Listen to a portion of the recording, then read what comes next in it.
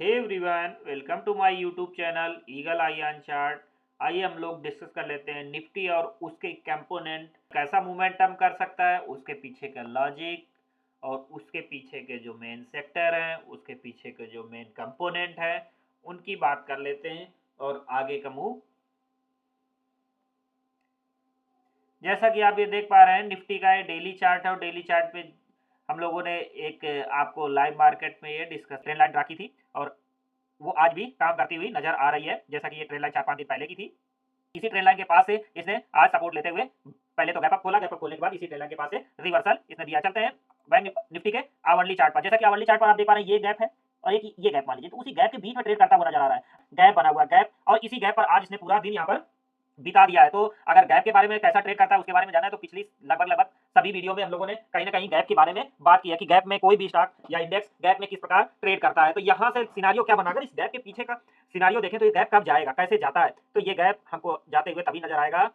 और अगर इसको एक दिन में जाना है तो ये गैप तभी नजर आएगा जब ये गैप आप खोले, गैप अप करने के बाद अपने को एवरेज करे, एवरेज करने के बाद फिर से बूम हो जाए, तो गैप भी फिल हो जाएगा, ये इसके बीच के प्राइस भी फिल हो जाएंगे और ये प्राइस ऊपर की तरफ मोमेंटम दिखाना शो कर देगा। तो अब आप देखिए कि अगला इसके लिए रेजिस्टेंस क्या हो सकता है। तो अब आप यहाँ पर निफ्टी के लिए आप लोग देखेंगे, जैसा कि ये गैप है, गैप में ये क्या प्राइस आ रहा है यहाँ पर 400, जो कि गैप अप से चला जाएगा। गैप अप अब 400 को भी तोड़ना है, 400 के जो राइटर है उनको डर लगना चाहिए, उसके लिए प्राइस कहाँ होना चाहिए, कम से कम 30-40 पॉइंट ऊपर खुलने के बाद उसको वहां पर होल्ड करे। उस प्राइस को जब होल्ड करेगा तब 400 वालों को डर लगेगा, तो जब डर लगेगा उसके लिए क्या और भी होल्ड करेगा, और होल्ड करना चाहिए। अब वहां पर देख लेते हैं कि पिछले जो हमारे पास में रेजिस्टेंस और सपोर्ट है वो कहां पर है। तो जैसा कि आप देख पा रहे हैं यहाँ पर, ये देखिए, ये 470 का पॉइंट है, ठीक, ये कितना पॉइंट है, ये 530-35 का पॉइंट है। तो अब क्या करेगा, इस प्राइस पर आने के बाद क्या करेगा, लोग क्या करेंगे, जो छोटे जो लोग केवल यही देख रहे हैं, प्राइस एक्शन देख रहे हैं, केवल प्राइस एक्शन देखने वाले क्या करेंगे, और अब तो निफ्टी यहाँ से थोड़ा बहुत तो जाना चाहिए, स्कैल्पिंग माइंड सेटअप की बात कर रहा हूं मैं। तो वो क्या करेंगे, स्कैल्पिंग माइंड सेट, यहाँ आ गया प्राइस, अब तो खुलते ही अगर यहाँ ओपन होता है ना तो एक झटका नीचे मारेगा, वो फटाक से बड़ी सी पोजीशन लेके बैठ जाएंगे। जब बड़ी सी पोजीशन लेके बैठ जाएंगे तो इस सिनारियो में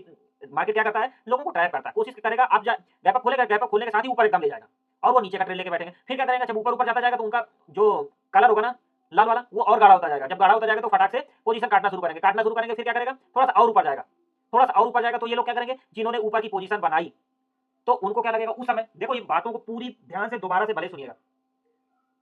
जब और ऊपर जाता जाएगा फिर क्या होगा, जिन्होंने यहाँ से पोजीशन लेके बैठी है, जो लोग यहाँ से पोजीशन लेके बैठे उनको तो पर्याप्त प्रॉफिट दिखने लगा। फिर क्या करेंगे, वो लोग अपनी पोजीशन बुक करते हुए नजर आएंगे। जब पोजीशन बुक करते नजर आएंगे तो फिर से निफ्टी नीचे की तरफ ड्रैग करेगा। कोई भी स्टॉक हो, इंडेक्स हो, इसी तरह वर्क करता है, यही साइकोलॉजी होती है। कुल मिलाकर के हमने 100 बार आप लोगों से बोला है कि आप लोग क्वेश्चन ये करिए कि बिग मनी रिटेलर को कहाँ कहाँ फंसाएगा, ऑटोमेटिक आप लोग आंसर ढूंढने लगेंगे। तो फिर क्या होगा, जो लोग यहाँ पर खुलते से ही पी का ट्रेड लिए होंगे वो सोचेंगे अरे यार इतना मेरा प्रॉफिट था, इतना मेरा लॉस था, लॉस कम हो जाता, फिर वो यहाँ पर शुरू हो जाएंगे ऊपर नीचे का ट्रेड। जबकि कोई भी वो लोग जबकि यहाँ पर वो लोग वेट नहीं करेंगे कि हम लोग कम से कम कंफर्म हो जाने दो, ट्रेंड कैसा है, कहाँ पर हमें लेना चाहिए, कहाँ पर हमें देना चाहिए, बट वो मंकी जंप स्टार्ट कर देंगे। तो मार्केट की साइकोलॉजी ऐसे ही पकड़नी चाहिए। हमारा आप लोगों से निवेदन है कि पूरा जब आप ध्यान से सुनेंगे, 1-2 बार ध्यान से सुनेंगे, तब आपको ये चीजें समझ में आएंगी।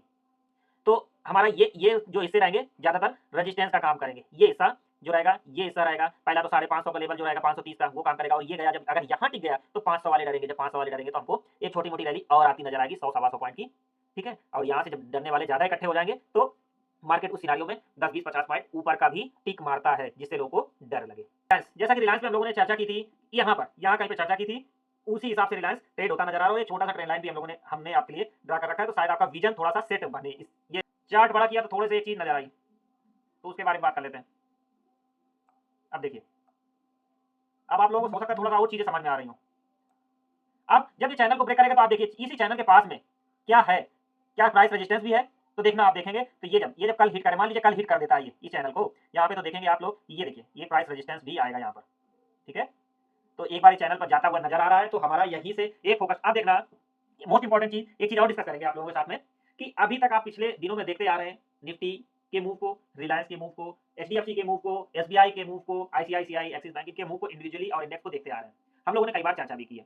तो अब क्या करेगा मार्केट, अभी जैसे किसी दिन इंडेक्स बढ़ा रहा है, फिर स्टॉक वाइज ट्रेड होने लगता है किसी दिन, तो अब इन दोनों के बीच में सोचने वाली बात है, ट्यूनिंग तो होती ही है।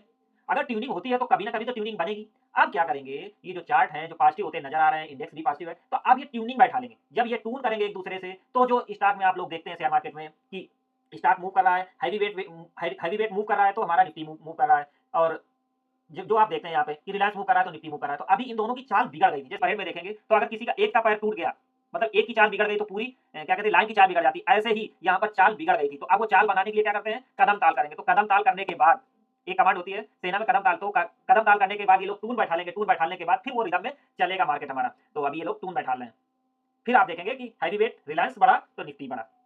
तो अभी क्या करिएगा, आप लोग पोजीशन बनाइए, पर इन चीजों को ध्यान में रखिएगा, ठीक है।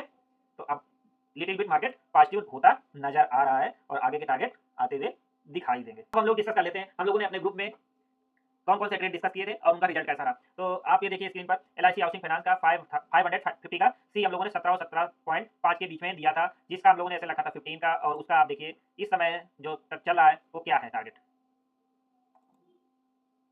और इस समय एलआईसी हाउसिंग फाइनेंस आज के दिन उसने 27 समथिंग का 29.5 का हाई हिट किया है। कई लोगों ने प्रॉफिट बुक किया, पर्सनली मैंने भी ट्रेड प्लान किया था और प्रॉफिट बनाया है।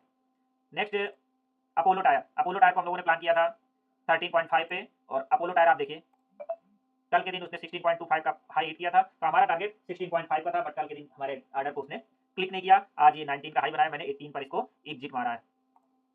नेक्स्ट रेट था हम लोगों का बजाज फिनसर्व का 1660 का सी था, इसको बिल्कुल हम लोगों ने बिल्कुल बॉटम पे लिया था। बॉटम पे लेने के साथ अब आप देखिए 1660 ये 57 पे ट्रेड करता हुआ दिख रहा है आज भी, और इसने आज का हाई आप देखिए कितना है 65 का। इस पे भी हम लोगों ने ट्रेड प्लान किया था और अच्छा खासा प्रॉफिट मिला। मैं अभी भी इस ट्रेड में हूँ और बीटीएसटी करके गया हूँ।